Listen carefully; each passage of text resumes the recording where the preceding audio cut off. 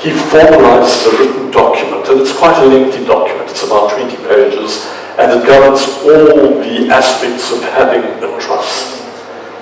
And this has to be registered with the Master of the High Court. In KZN, we register them either in Durban or in Pietermaritzburg. The trust does not come into existence in a testamentary trust until the person who's made the will dies.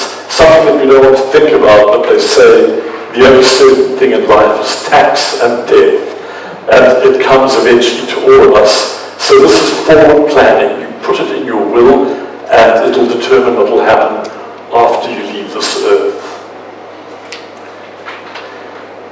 The trust deed will determine the powers of the trustees, how many there are, and what they're going to do to govern the trust and benefit the beneficiaries.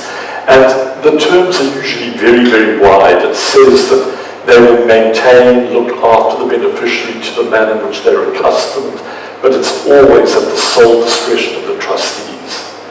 And the law doesn't determine how many trustees you need to have. So you technically can have one trustee, but SARS doesn't relish the thought. They deem that to be a person hiding behind a trust, acting on their own. So the minimum average and recommended average is 3 trustees.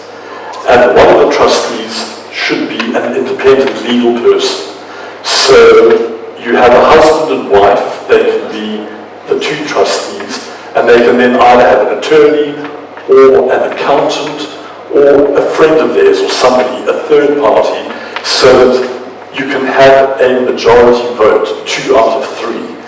And if there's a dispute, the trustee normally provides for arbitration.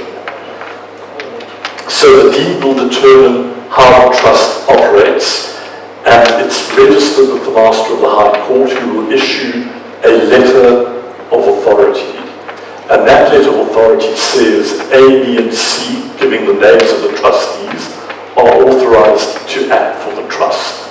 And the beauty of a trust is it's a separate legal entity. If you have your house in a trust and you're running a business and the business goes bankrupt, they cannot touch your property if it is registered in a trust. It's a totally separate legal entity. Who can be trustees and how many trustees must there be? As I said, the recommended is a minimum of 3. I'm an administrator of trusts where there are 5 members, and one in particular has got 7. It's 5 brothers and sisters, and they've got me on as one trustee as their attorney, and they've got their accountant on as the 7th trustee. How old do you have to be a trustee? 18, the age of majority. Once you're a major, you can be a trustee, and they have certain restrictions. You've got to be of sound mind. You cannot be a criminal, you cannot be an unrehabilitated insolvent. So these are things to bear in mind. How do trustees formalize their decisions? They need to make a resolution. A resolution is like a minute of a meeting, and that determines how the trust will act. So in the case of property, you have your 3 trustees for argument's sake, or 5, and you prepare a resolution and it says, read the following, and all the trustees will have to sign it. Nominate Tabo to be the trustee that will sign the papers. Then only Tabo signs an agreement of sale to buy a property. You don't get all 5 needing to sign. There's a differentiation between a trust, a Pty Limited company, and a CC. With CCs and companies, you can enter into a contract before they are formed. Excuse me. That is called a pre-incorporation contract. So you decide you want to buy a property.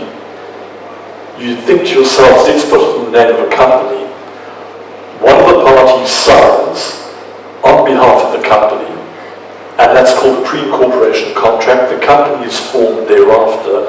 You would set out in the agreement of sale that we are purchasing for a company to be formed, and the company can be formed later with a trust. That cannot happen. So, especially for the realtors amongst you, if people are wanting to put a property into a trust, you have to establish that it has already been registered and that the letters of authority have been granted by the Master of the High Court. And then they will then prepare a resolution authorizing one of the trustees to enter into an agreement of sale and sign all the necessary documents, all the conveyancing papers, and that's how the trust would act. Why set up a trust?